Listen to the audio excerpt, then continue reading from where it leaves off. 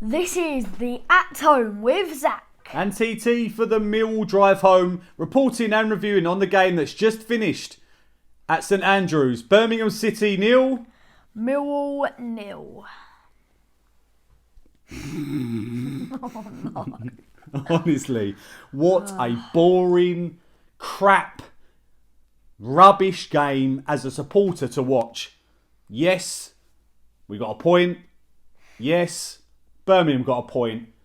But that was atrocious viewing, wasn't it? Yeah, I didn't like one little bit of it. I'd rather sit through a school play from Zac, because they're awful. No, I'm only joking. Actually, they're not too bad. He's actually a decent little actor. But what a poor game that was to watch. I think maybe 2 or 3 shots on target between both sides.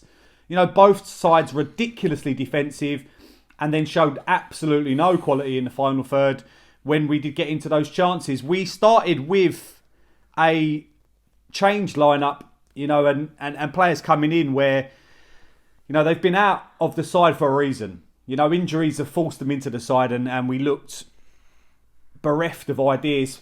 But we had Bart in goal. We played 4 centre-backs on the pitch at the same time. A back 3 centre-backs of Alex Pearce, Jake Cooper and Sean Hutchinson. Left wing-back was Murray Wallace, another centre-back. Right wing-back was Yuri Skalak.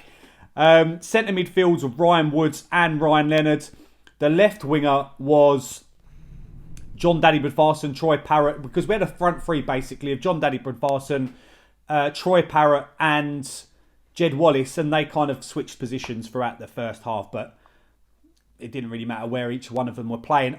Saying that, I felt that John Daddy Bradfarson first 20 minutes did pretty okay. You know, his touches were pretty decent. He obviously created the first chance for, he's got down the byline, he's whipped the ball in, and it's given a chance to, you know, you want Troy Parrott to really be busting his balls and will go through the defender if he has to. Zac said it would have been a foul, but I want to see him give more there. He doesn't. It stays behind the defender. The defender clears it well, to be fair.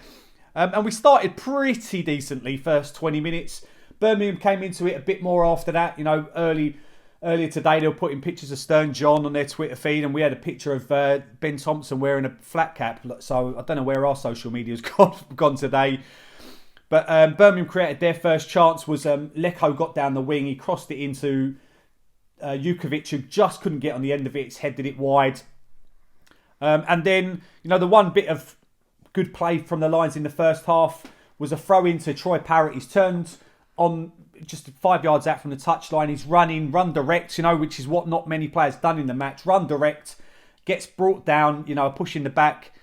Jed Wallace steps up, and unlike on Wednesday night, he absolutely blasts the ball into the top part of the cop behind the goal at Into Rosed at St Andrews. And that was it for the first half. Second half, you know, there was a couple of chances created from both sides. Obviously, J-Bod got a header at the near post. Pedersen also headed over for Birmingham. You know, the only way it looked like either team were going to score were crosses into the box.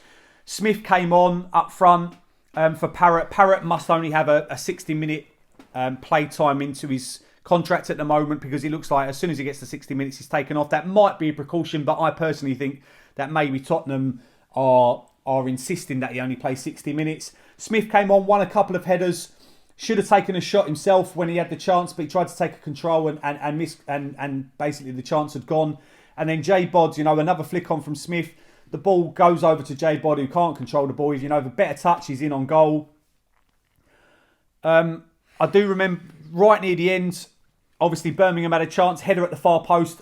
It was a nothing foul. The ball's crossed to the far post. He's headed across goal, and it's a TV save from Bart, and pretty much the only thing he had to do in the match. And then right at the end, the ball, Ryan Woods, 90th minute. Yeah, Ryan Woods crosses it to the far post where Hutch headers it down, and then Murray Wallace takes a chest. He does it. It wasn't really it was an over kick, but it was over. It wasn't a proper one. Like the foot goes up and then the other foot. No, it was just a little like. It wasn't a scissor bicycle kick. It was just an overhead kick. Yeah, just hit a foot at it, and the keeper's pulled off a fantastic save. It was going top of the net, but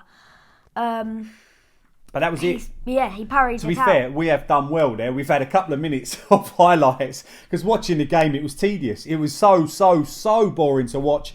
We've got Blackburn coming up midweek, and then obviously we hope more than anything. Surprise! I know, mad, but will we be one of the lucky 2,000 to get into the stadium next week? Is that Blackburn?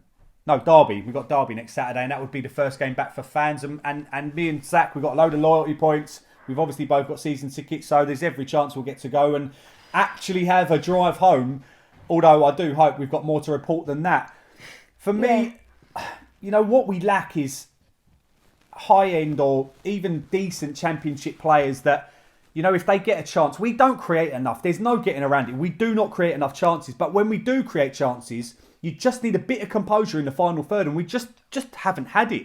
You know, even players like Jed Wallace, who normally gives you that, they're snatching at chances. They're just not. It's not one bit. It's not quite falling for us. But we've got to make our own chances, and when we do, you just hit the target. And so often, the touch goes far ahead, and the ball goes wide. And I thought, you know, you've got Yuri Skalak at right wing back, who basically played.